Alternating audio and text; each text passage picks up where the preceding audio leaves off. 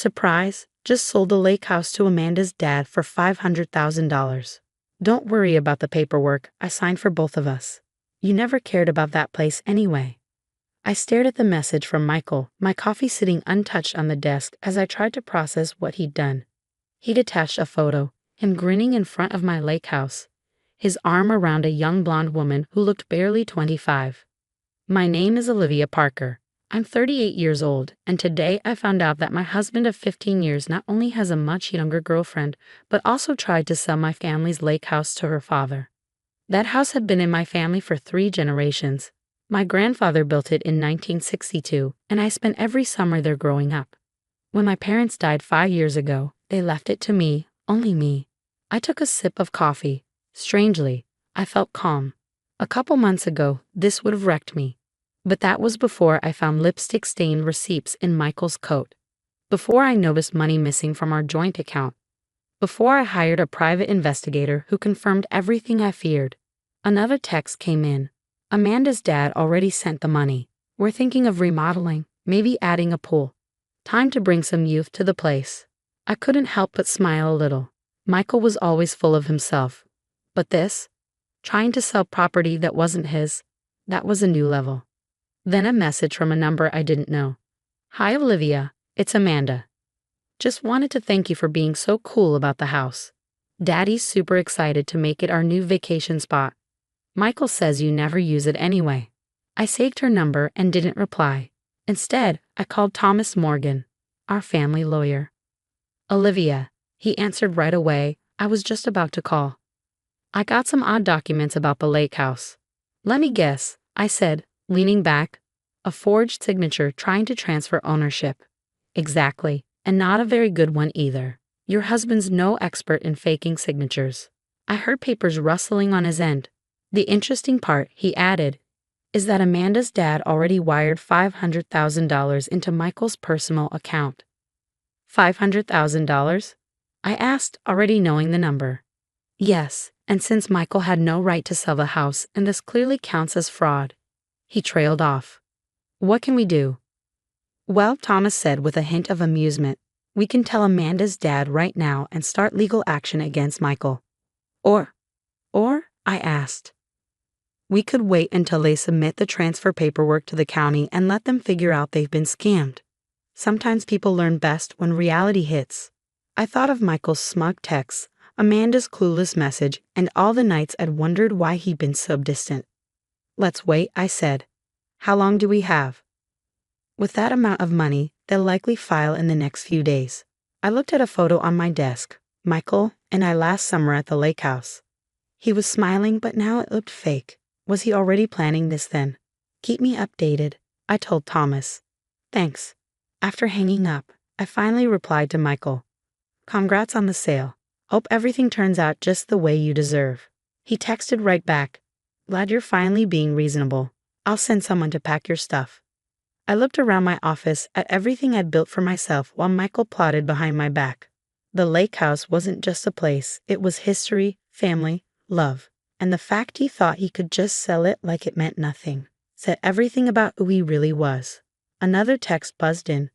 Michael says we should throw a housewarming party after the reno. You're totally welcome to come if you want. I put the phone down without replying. Let them have their party. Let them plan. The real surprise was coming, and this time, I'd be the one watching it unfold. I stood and walked to the window, looking out at the city. I'd had this office view for 10 years, ever since I started my own practice. Michael once called it a waste of money, said my clients didn't care about the view. But I cared, just like I cared about the lake house, about family, about respect. My phone lit up with a message from Thomas. They just submitted the paperwork to the county. Should take about 48 hours. I smiled as the sunset painted the sky in warm colors. In 2 days, Michael would realize what he'd really done. And I'd be right here, watching everything fall apart. For him. Because sometimes, the best revenge is just letting people deal with the mess they made. 2 days passed at an agonizingly slow pace. I kept my phone close, waiting for the inevitable explosion that would come when Michael discovered his mistake. Each hour brought new messages from him and Amanda, filled with renovation plans and thinly veiled jabs about updating the old place. The call came at 3:47 p.m. What the hell is this? Michael's voice crackled through my speaker. All pretense of civility gone. The county just rejected the transfer. They're saying I had no right to sell the property. I settled into my office chair, enjoying the panic in his voice. Oh, that's strange. Did they say why? Don't play dumb, Olivia. They said the house is solely in your name. That's impossible. We're married. Everything is joint property. I could hear Amanda in the background, her voice high and worried, asking what was wrong. Not everything, Michael. The lake house was inherited from my parents. It was never in your name. You knew, he accused. You knew and you let me sell it anyway. Correction. I let you try to sell it. There's a difference. I kept my voice calm, professional. By the way, how's Mr. Anderson taking the news? The silence on the other end was deafening. Finally, Michael spoke, his voice tight with barely controlled rage. He's threatening legal action. Says if he doesn't get his money back immediately, he's going to the police. Well, that's unfortunate, I replied. Especially since you've already spent some of that money, haven't you? Another pause. I could almost see him pacing, running his hands through his graying hair the way he did when things spiraled out of his control. How did you know that? The same way I know about the apartment you leased for Amanda 3 months ago, and the jewelry you bought her, and the weekend trips to Miami. I let each revelation land like a hammer blow. I'm not as oblivious as you thought, Michael. You had me followed. His indignation would have been amusing if it weren't so hypocritical. Let's call it due diligence. Now, I assume Mr. Anderson will want his $500,000 back rather quickly. I don't, he started, then stopped. I can't pay it all back right now. In the background, I heard Amanda's voice rise in pitch. What do you mean you can't pay it back? Daddy's going to be furious. I waited, letting them argue for a moment before speaking again. You know, fraud charges are serious, Michael. Forging signatures, selling property you don't own. That could mean jail time. You wouldn't, he said, his voice wavered. I wouldn't have to do anything. Mr. Anderson seems perfectly capable of handling that himself. The sound of a door slamming came through the phone, followed by Amanda's voice growing distant, calling for her father. Michael's breathing had grown heavy, panicked. Olivia, please, we can work something out. I'll move out, give you whatever you want in the divorce. Just help me fix this. I thought about all the times I'd caught him in small lies over the years, how he'd always managed to talk his way out of them. Not this time. You know what's interesting? I said, keeping my tone conversational. When you were so busy planning your new life, you forgot to check whose name was on the deed. Just like you forgot to check whose name was on the investment account you used for Amanda's apartment. What are you talking about? The account you emptied last month? It was in my name too. Every withdrawal, every transfer, it's all documented. Mr. Anderson might be interested in seeing those records. You're bluffing, he said, but I could hear the fear creeping into his voice. Am I? Check your email. I just sent you copies of everything. Bank statements, transfer records, even some interesting text messages between you and Amanda from 6 months ago. I'm sure her father would find those enlightening. The sharp intake of breath told me he was reading them now. How did you get copies? Let's just say I learned from your mistakes, Michael. I learned to document everything. The sound of another door opening came through the phone, followed by a man's angry voice. Mr. Anderson, I assumed. Michael's next words came in a rush. I have to go. We're not done talking about this. Actually, I said, I think we are. Good luck with Mr. Anderson. I hear he has an excellent lawyer. I hung up and leaned back in my chair, feeling lighter than I had in months. Through my office window, I could see storm clouds gathering on the horizon, appropriate weather for the storm Michael had just walked into. My phone buzzed with a text from Thomas. Mr. Anderson's lawyer just called. They're pursuing criminal charges unless full restitution is made immediately. I smiled, typing back, keep me updated. I have a feeling things are about to get very interesting. Looking at the family photo on my desk, taken at the lake house last summer, I finally saw what I should have noticed months ago. While Michael was looking at the camera, his smile forced and distant, I was looking at the horizon, already moving toward a future that didn't include him.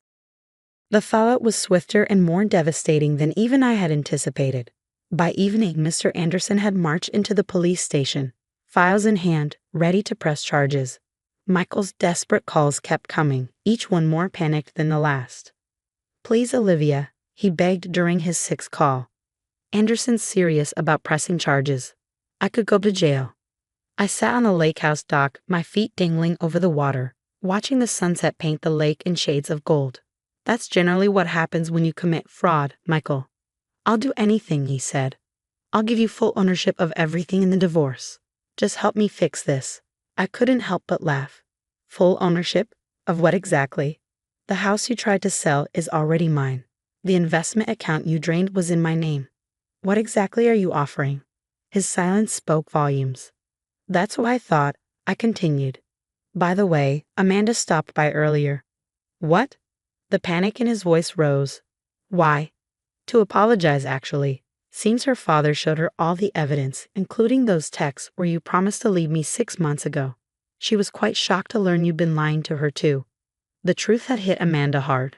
She'd arrived at the lake house in tears, mascara streaking down her face. "He told me you were separated," she'd sobbed.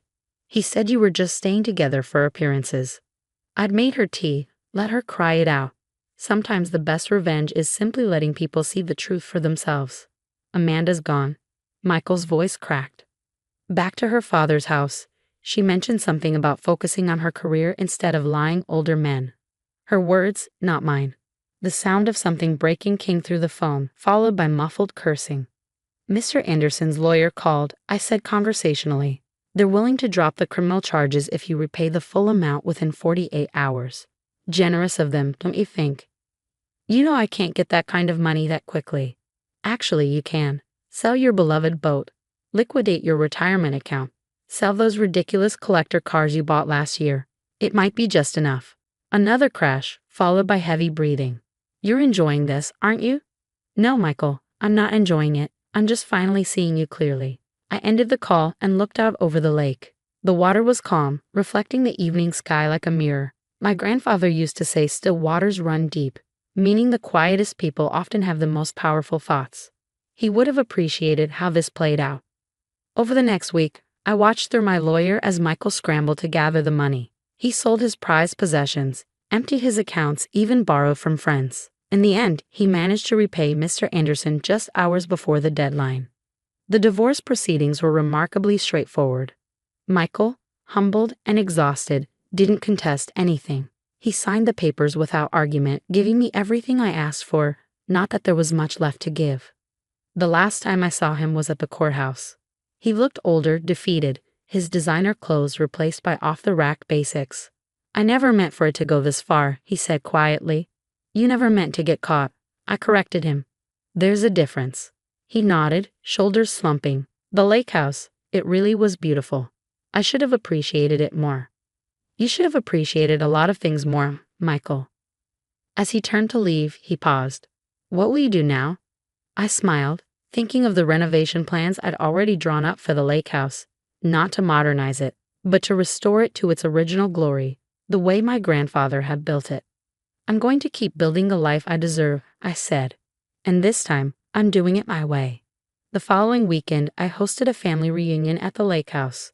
Cousins, aunts, uncles, all the people Michael had gradually pushed away over the years. We shared stories about my grandfather building the place, about summers spent swimming and fishing, about the legacy that had almost been lost. Standing on the dock that evening, watching the kids play in the water while the adults gathered on the porch, I felt a profound sense of peace. The house was full of laughter again, full of life and love, the way it was always meant to be. My phone buzzed with a text from Thomas. "Final divorce papers are filed. It's officially over." I looked out over the lake, at the future stretching before me like the endless horizon. "No," I thought, "it's just beginning." Sometimes the best revenge isn't about getting even. It's about getting free. Free to live authentically, free to honor your legacy, and free to build something better from the ashes of betrayal. The lake house stands as a testament to that truth. Not just a house, but a home. Not just a property, but a legacy. And not just a victory, but a new beginning.